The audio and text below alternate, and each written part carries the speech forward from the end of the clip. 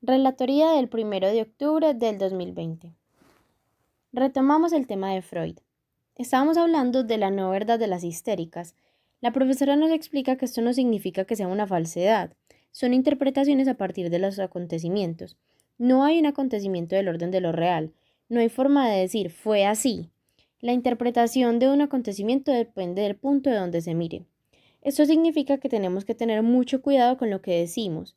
Como seres éticos tenemos esta gran responsabilidad. Uno tiene tanta responsabilidad por lo que dice como por lo que el otro entiende. Esto lo dice el psicoanálisis. El psicoanálisis habla de la imposibilidad de la comunicación. Dice que es imposible educar, gobernar, comunicar y psicoanalizar. La comunicación es un acto fallido, por esto es que se debe tener cuidado con lo que se dice y hace, para que lo que comuniquemos sea lo más cercano posible a lo que queremos que se interprete. Esto mismo pasa en el arte. Lo que Freud va a darse cuenta es de que existe un inconsciente y que éste está estructurado como un lenguaje. Según él, el inconsciente nos gobierna. En este punto entonces vamos a hablar un poco sobre la teoría de la personalidad. La profesora nos explica que para Freud van a haber dos tópicos, el yo, el ello y el superyo, y del que vamos a hablar hoy, que es el inconsciente, inconsciente y preconsciente. Freud no utiliza realmente el subconsciente y estos dos van a estar conectados. Para explicar mejor esto del consciente, preconsciente e inconsciente, vamos a utilizar la metáfora del iceberg. Entonces nos habla de que la parte de arriba del iceberg, que es como la más pequeñita y la que más se ve, es el consciente. La línea media que hay entre la parte externa y la parte que va debajo del agua del iceberg es el preconsciente y la parte más grande y más oculta es el inconsciente. Entonces hablamos del consciente como un mundo pequeño, el preconsciente como un mundo grande y latente y el inconsciente como un mundo gigante. Entonces nos explicaban que el consciente es la parte de lo que tenemos control, es el mundo presente. El preconsciente es la parte latente y puede salir al consciente fácilmente. Está como detrás del consciente y puede hacer uso de este sin ningún tipo de censura. Y el inconsciente son recuerdos y deseos reprimidos que no pueden salir al consciente de manera directa. Necesitan de un disfraz y de un esfuerzo desmedido para salir. Aquí es importante y la profesora nos resaltaba que todo este consciente del psicoanálisis es con S. Hay una parte de la voluntad que está reprimida y estas partes se vuelven operantes. El psicoanálisis dice que el inconsciente actúa, pero nosotros no tenemos conciencia de esa acción. Aquí el compañero Brian hace un aporte y una pregunta. Nos comenta que él escuchó en una clase que el inconsciente es monstruoso, entonces eso le hace preguntarse si se refieren a la monstruosidad literal como la psicopatía y ese tipo de tendencias.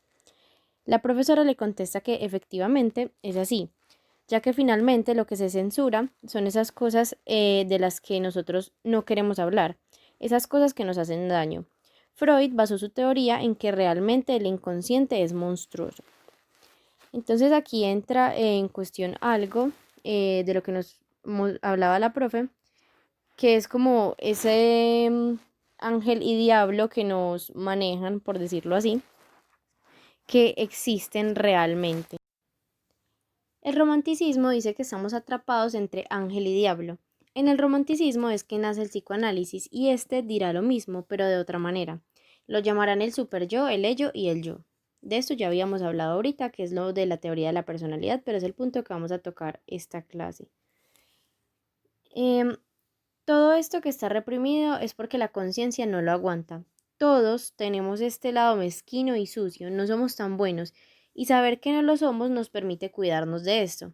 Cuando usted sabe que está en un terreno flojo, camina con cuidado, nos ponía un ejemplo la profesora. Entonces es mejor saber que podemos llegar a ser tiranos que ser tiranos. Bueno, aquí la profesora nos pone un video de Mario Elkin Ramírez y nos comenta que ella tomó pues clases de él. Em, entonces en el video él nos habla de que Freud tiene dos teorías del aparato psíquico. Estas las infiere pues de la escucha de sus pacientes. Habla de que el aparato psíquico no está en ningún órgano. Mario Elkin nos habla entonces sobre la primera teoría que se divide en tres instancias, consciente, preconsciente e inconsciente. Esto Él lo infiere como capas del discurso. Freud utiliza una metáfora arqueológica. ¿Cómo se sabe la antigüedad de una ciudad desenterrada? De acuerdo a la profundidad donde se halla. En este orden de ideas, lo más antiguo es el inconsciente, más nuevo lo preconsciente y completamente actual lo que está en la conciencia. Entonces, yo aquí quise como relacionarlo un poco más con el ejemplo arqueológico y con el ejemplo que teníamos ahorita del iceberg. Entonces hice un mundito como con las capas. La capa superficial, la primera capa de tierra, la nueva, es la capa consciente. El preconsciente es como la capa media, es antigua, pero no tan antigua. Y el núcleo de la tierra podría decirse que es el inconsciente y lo más antiguo. Aquí, la profesora nos cuenta que Freud va a hablar de los sueños. En ellos bajamos nuestra barrera de censura, pero no del todo. Lo inconsciente puede salir, pero con un disfraz no muy grande. Por esto es que se habla de la interpretación de los sueños. Estas tienen que ver con las alianzas que se han hecho para que ese sueño salga y descargue un poco el inconsciente. El inconsciente está tan cargado que, dice el psicoanálisis, necesita dejar salir cosas pero con disfraz. Ese disfraz puede ser sueños, actos fallidos, los equívocos, los chistes. El psicoanálisis dirá que a partir de esto salen los síntomas. Es esta misma salida del inconsciente pero completamente disfrazado. Entonces aquí realmente yo me imaginé como este fantasmita, como el inconsciente y como el disfraz que tiene que llevar encima porque pues es como el disfraz más común. El fantasmita y es simple, es simplemente como una sábana, entonces es como lo que relacioné. Aquí la profesora nos pone un ejemplo de que todos los humanos tenemos cierta mirada amorosa agresiva con nuestros padres, pero es precisamente este discurso agresivo el que reprimimos en el inconsciente. Otro ejemplo que nos pone es cuando una pareja ya tiene un hijo y llega un nuevo bebé. Este, por lo general, desplaza al hijo mayor. Este bebé se convierte en un estorbo para el mayor. Él quisiera que el pequeño desapareciera. Es completamente normal que el mayor sienta celos del menor. Y hay una pulsión de muerte normal, pero no es normal que esta pulsión se ejerza. Aquí los padres deben poner un límite. Estas cosas de querer matar o herir al otro es precisamente lo que reprimimos y quedan en el inconsciente. Esto es importante obviamente para proteger la vida del otro. Para esto es importante la ley. Hay unas normas que me hacen humano, estas normas me limitan. El inconsciente debe limitarse. Para el psicoanálisis la norma es fundamental. Freud va a hablar de 3 leyes. De estas también hablará el antropólogo Claudio Levi-Strauss. Él es del mismo corte del psicoanálisis, que es un corte estructuralista. Entonces, ¿qué es el estructuralismo? Es una corriente psicológica, antropológica, lingüística, política, etcétera, donde hay una estructura de orden inconsciente. Hay asuntos de orden estructural que existen en todas las sociedades. Estos son prohibición del incesto, prohibición de matar al semejante y obligación de enterrar a los muertos.